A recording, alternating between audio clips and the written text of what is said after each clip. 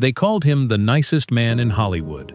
They said he was too kind, too gentle, too pure for the brutal machinery of celebrity. For 40 years, Keanu Reeves had navigated fame with a quiet grace that made lesser men look like monsters by comparison. He had buried his best friend.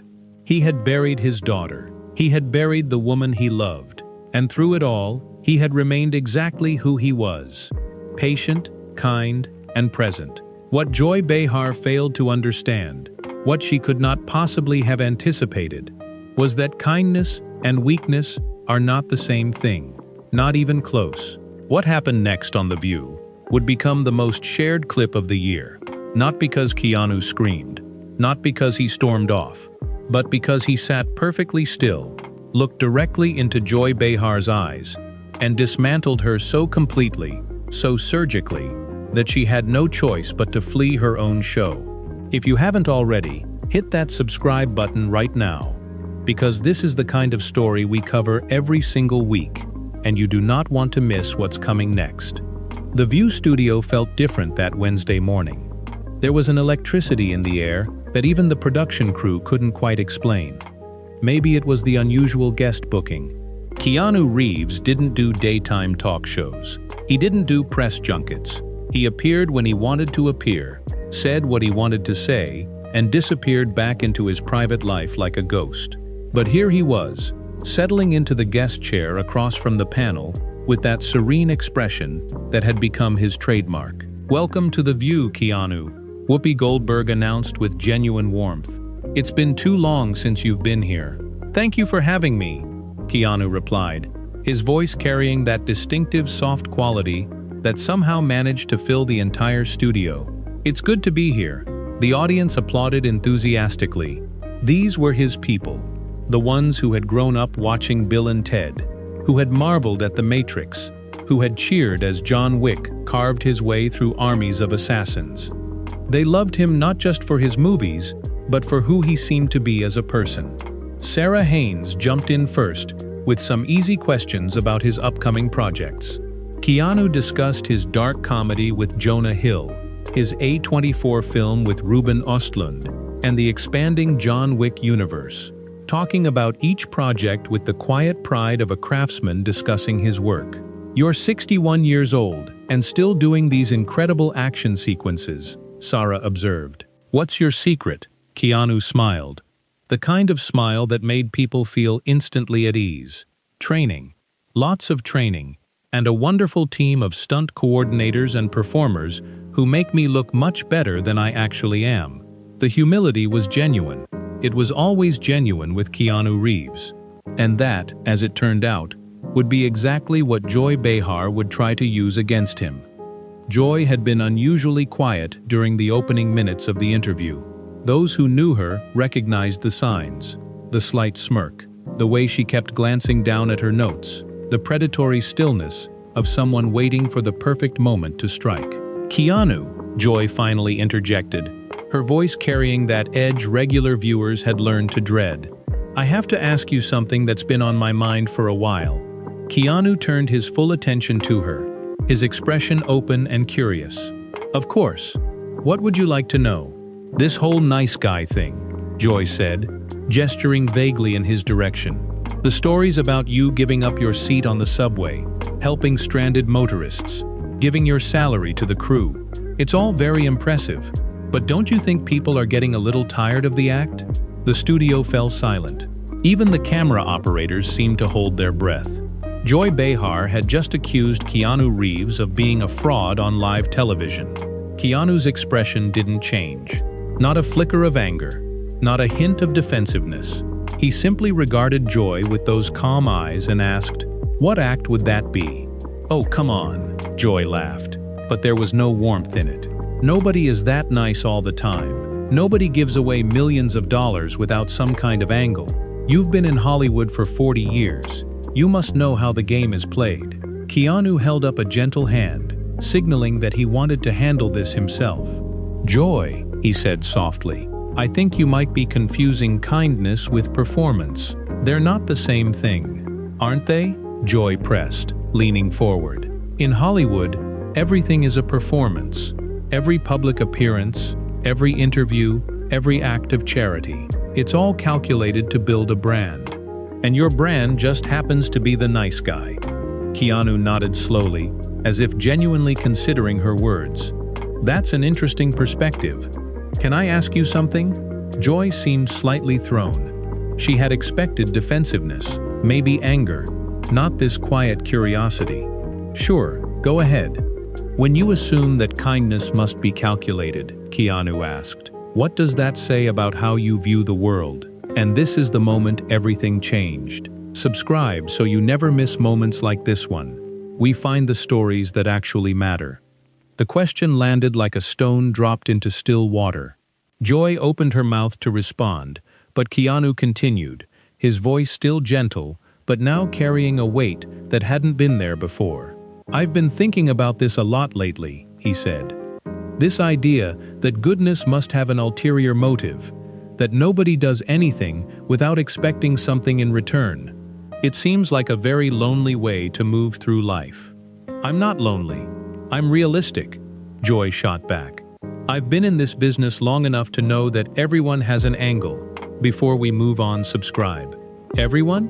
Keanu asked. That's a lot of people to distrust.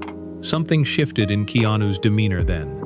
The gentleness was still there, but now it was accompanied by something else. A quiet strength that suggested depths Joy hadn't anticipated. Joy, I'm going to tell you something I don't usually talk about in interviews. He paused. When I was younger, my best friend River Phoenix died. He was 23 years old, the most talented person I'd ever met, gone in an instant. His voice remained steady, but there was a heaviness to it now. A few years later, my girlfriend Jennifer and I were expecting a daughter. We were going to name her Ava. She was stillborn on Christmas Eve, 1999. Jennifer never recovered from the grief. We tried to stay together, but the pain was too much. We broke up, but remained close. We were actually getting back together when she died in a car accident, 18 months later. He let the weight of those words settle over the studio before continuing. I spent years after that wondering why I was still here. Why I survived when so many people I loved didn't. And somewhere in that darkness, I made a decision. If I was going to keep living, I was going to try to leave the world a little better than I found it. Not for publicity, not for my brand, but because it was the only thing that made sense anymore. Joy's face had gone pale. Whatever attack she had been planning had evaporated in the face of this quiet, devastating honesty. You want to know why I give my salary to the crew? Keanu continued. Because I remember what it was like to have nothing. Because those people work just as hard as I do, sometimes harder, and they don't get the recognition. Because money means less to me than making sure the people around me feel valued. He leaned forward slightly, his eyes locked on hers. You want to know why I give up my seat on the subway? Because someone else needed it more than I did. It's not complicated. It's not calculated. It's just what you do when you see another human being who needs something you can easily give. Joy tried to recover her footing. That's all very touching, but in this industry, nice guys don't usually survive. Keanu smiled, a sad smile. The smile of someone who had seen too much to be surprised by anything. You're right that this industry can be brutal. I've seen it destroy good people, talented people, but I've also seen kindness change lives. I've seen a simple act of compassion turn someone's entire day around. Then his voice carried a new edge. What I find interesting, Joy, is that you seem determined to prove that kindness doesn't exist, that everyone is secretly as cynical as you are. And I wonder what happened in your life to make you believe that. Joy's face flushed red. For the first time in the interview, she looked genuinely rattled. You've built an entire career on tearing people down, Keanu said, his voice still calm, but now carrying unmistakable authority. On assuming the worst about everyone who walks onto this stage. On creating conflict because conflict gets ratings. Tough questions serve a purpose. They illuminate truth. They hold power accountable. What you've been doing for the past 10 minutes isn't tough questioning. It's attempted character assassination disguised as journalism. Joy stood up abruptly, her chair scraping loudly against the floor. "I don't have to sit here and be psychoanalyzed by an actor." "You're right," Keanu agreed, remaining perfectly still. "You don't. But before you go, every day, you have a choice. You can use your voice to tear people down, or you can use it to lift them up. You can spread cynicism, or you can spread hope. So far, you've made your choice very clear. I hope someday you'll consider making a different one." The silence that followed was absolute. Joy stood frozen, her face cycling through emotions too quickly to name: anger, humiliation, and something that might have been shame. "I think I need to step away for a moment," she finally said. And with that, Joy Behar walked off her own set. In 17 years of The View, no host had ever walked off their own show because of something a guest had said. Until today. Keanu looked directly into the camera before the commercial break could be called. To anyone watching who has been told that their kindness is fake, that their compassion is calculated, that their desire to help others is somehow suspicious, don't let the cynics win. The world needs more kindness, not less. And the people who try to tear you down for being kind are telling you far more about themselves than they are about you. He smiled. That gentle, genuine smile that had charmed audiences for 4 decades. Be excellent to each other. It's not complicated. The audience erupted. Not the polite, prompted applause of a television studio, but the genuine, spontaneous applause of people who had just witnessed something they would never forget. In the hours that followed, the clip went viral. Celebrities shared their own stories of Keanu's quiet generosity. His colleagues, Chad Stahelski, Lawrence Fishburne, Sandra Bullock, all came forward to confirm what the world had just seen. "He's not playing a character," Chad Stahelski wrote. "He is the character." And somewhere, Joy Behar sat alone in her dressing room, staring at herself in the mirror, forced to confront the question Keanu had planted in her mind. A question she had been avoiding for decades. For the first time in her career, she had no clever comeback, no dismissive retort, just a moment of truth she hadn't been prepared for. As for Keanu Reeves, he finished the interview, thanked the remaining hosts, and walked off the set with the same quiet grace he had carried for 40 years. The gentlest man in Hollywood had proven once again that kindness and strength are not opposites. Sometimes they are exactly the same thing. They called him the nicest man in Hollywood. They whispered it in green rooms and on film sets, in the back corridors of studios, and at the crowded tables of industry parties, where reputations are made and destroyed in the same breath. They said he was too kind, too gentle, too pure for the brutal machinery of celebrity. A machine that had chewed up and spat out far tougher people than him. For 40 years, Keanu Reeves had navigated fame with a quiet grace that made lesser men look like monsters by comparison. He had buried his best friend. He had buried his daughter. He had buried the woman he loved. And through it all, through every valley of grief that would have broken most human beings beyond repair, he had remained exactly who he was. Patient, kind, present, not because life had been easy, not because he hadn't felt the weight of every loss, but because somewhere along the way, Keanu Reeves had made a choice, a quiet, private, deeply personal choice, about what kind of man he was going to be. And no amount of tragedy, no amount of cynicism, no amount of industry pressure had ever been able to take that choice away from him. What Joy Behar failed to understand, what she could not possibly have anticipated when she sat down at that familiar table on that Wednesday morning, was that kindness and weakness are not the same thing, not even close. She had made a career out of assuming they were. She had built a brand on the idea that anyone who seemed too good must be hiding something, that generosity was always transactional, that warmth was always calculated. It was a worldview that had served her well for decades in the sharp-elbowed world of daytime television. It had made her famous. It had made her feared. It had never, not once in 17 years, blown up in her face quite like this. What happened next on The View would become the most shared clip of the year, not because Keanu Reeves screamed, Not because he stormed off. Not because he threw accusations or demanded apologies or did any of the dramatic things that make for satisfying television, but because he sat perfectly still, looked directly into Joy Behar's eyes, and dismantled her so completely, so surgically, so gently, that she had no choice but to flee her own show. Before we dive into every detail of this extraordinary confrontation, do yourself a favor and hit that subscribe button right now. We cover stories like this every single week, moments where the truth comes out in ways nobody expected, and you genuinely do not want to miss what's coming next. Now let's get into it. The View studio felt different that Wednesday morning. There was an electricity in the air that even the most seasoned members of the production crew couldn't quite explain or account for. Maybe it was the unusual nature of the guest booking. Keanu Reeves didn't do daytime talk shows. He never had. He didn't do press junkets or carefully choreographed publicity tours.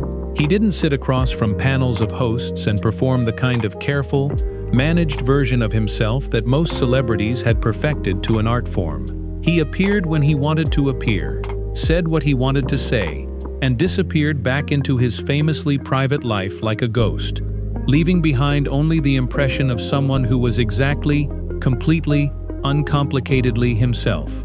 But here he was, settling into the guest chair across from the panel, with that serene, unhurried expression that had become his trademark over 4 decades in the spotlight. He looked comfortable. He looked present.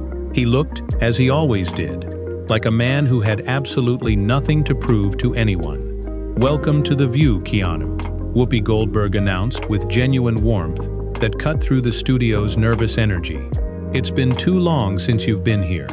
"Thank you for having me," Keanu replied, his voice carrying that distinctive soft quality, measured, unhurried, somehow managing to fill the entire studio without ever being raised. "It's good to be here." The audience applauded with an enthusiasm that went beyond the polite, prompted response of a television studio. These were his people, the ones who had grown up watching Bill and Ted's Excellent Adventure on repeat, who had marveled at the impossible balletic precision of The Matrix, who had cheered themselves hoarse as John Wick carved his way through entire armies of assassins, with the focused intensity of a man with nothing left to lose. They loved him not just for his movies, not just for the characters he had brought to life with such commitment and physicality, but for who he seemed to be as a person, for the stories that leaked out despite his best efforts to keep his private kindness private, for the way he treated people that most celebrities never bothered to notice. Sarah Haynes jumped in first, keeping things light and warm with questions about his upcoming projects. Keanu discussed each one with the quiet enthusiasm of a craftsman who genuinely loved his work. The dark comedy he'd made with Jonah Hill, the A24 film he was proud of, the expanding John Wick universe that had given him a whole new chapter of his career in his 50s and 60s. "You're 61 years old and still doing these incredible action sequences," Sarah observed admiringly. "What's your secret?" Keanu smiled, and it was exactly the kind of smile that made people feel instantly, inexplicably comfortable, like being let in on something warm and private. "Training. Lots and lots of training. And a wonderful team of stunt coordinators and performers who make me look much better than I actually am." The humility was genuine. Anyone who had ever worked with him would have confirmed it instantly. It was always genuine with Keanu Reeves, always without performance or calculation, always exactly what it appeared to be on the surface. And that, as it turned out, would be precisely the quality that Joy Behar had decided to treat as a weapon, and precisely the reason her plan was about to collapse so spectacularly around her. Joy had been unusually quiet during the opening minutes of the interview. Those who knew her well, producers, fellow hosts, longtime viewers who had watched her for years, recognized the signs immediately. The slight smirk that played at the corner of her mouth, the way she kept glancing down at her notes with that specific focused intensity that meant she wasn't reading them but rehearsing, the predatory stillness of someone who had identified their moment and was simply waiting, patiently and deliberately, for it to arrive. "Keanu," Joy finally interjected, her voice carrying that distinctive edge that regular viewers of The View had learned over the years to associate with incoming turbulence. "I have to ask you something that's been on my mind for quite a while now." Keanu turned his full attention to her without hesitation, his expression completely open and genuinely curious. There was no wariness in it, no defensive tightening around the eyes that might have suggested he knew what was coming. He simply looked at her the way he seemed to look at everyone, as though whatever they were about to say deserved his full, undivided presence. "Of course," he said. "What would you like to know?" "This whole nice guy thing," Joy said, gesturing toward him with a casual sweep of her hand that managed to convey both dismissal and skepticism in a single motion. "The stories about you giving up your seat on the subway for strangers, helping stranded motorists on the side of the road, giving enormous portions of your salary directly to the crew on your films, buying your stunt team Rolex watches. It's all very impressive, very touching." She paused, letting the next words land with deliberate weight. "But don't you think people are getting a little tired of the act?" The studio fell completely, absolutely silent. Even the camera operators seemed to stop breathing.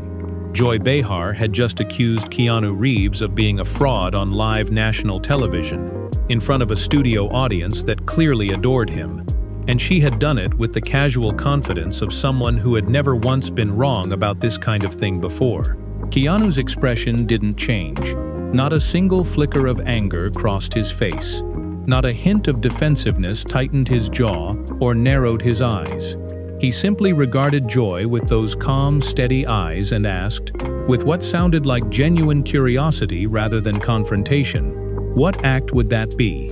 "Oh, come on," Joy laughed, but there was no warmth in it, just the sharp, professional sound of someone who had made a career out of this exact tone. "Nobody is that nice all the time. Nobody gives away millions of dollars without some kind of angle driving it. You've been in Hollywood for 40 years, Keanu. You know better than anyone how this town works. You must know how the game is played." The other hosts shifted uncomfortably in their seats. Whoopi was already reaching slowly for her coffee cup, a tell that veteran View watchers knew meant she was preparing to intervene if necessary. But Keanu held up one gentle hand, a small, unhurried gesture that somehow communicated everything it needed to without a single word. He wanted to address this himself. He wasn't asking to be rescued. "Joy," he said, his voice still carrying that same soft quality, unhurried and completely without aggression. "I think you might be confusing kindness with performance. They're genuinely not the same thing, aren't they?" Joy pressed forward, leaning in with that familiar, aggressive posture that she had perfected over decades. "In Hollywood, everything is a performance. Every single public appearance, every interview, every carefully timed act of charity, every story that somehow finds its way into the press about how generous and humble you are. It's all calculated. It all serves a purpose. It all builds a brand. And your brand," she said, with a smile that didn't reach her eyes, "just happens to be the nice guy." Keanu nodded slowly, and it was the nod of someone who was genuinely, carefully considering what they'd just heard, rather than simply waiting for their turn to speak. "That's an interesting perspective," he said. "Can I ask you something first?" Joy seemed slightly thrown by the question, a small but visible stumble in her rhythm. She had expected defensiveness. She had expected him to start defending his record, listing his charitable acts, protesting his own authenticity. She had not expected this quiet, unhurried curiosity. "Sure," she said, recovering quickly. "Go ahead." "When you assume that kindness must be calculated," Keanu asked, his voice still perfectly level, his eyes never leaving hers, "what does that say about how you see the world?" That question, 5 seconds of television, is what everything else that morning turned on. If you're not subscribed yet, now is the time. Hit subscribe and the bell so you never miss a moment like this one, because we're just getting started. The question landed with the weight of something much larger than its words. The ripples of it moved visibly across Joy's face as she processed what he was actually asking, not just what he'd said on the surface, but what he meant underneath it.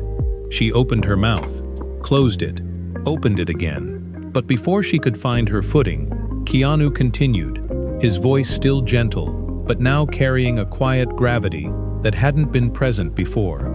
"I've been thinking about this idea a lot lately," he said.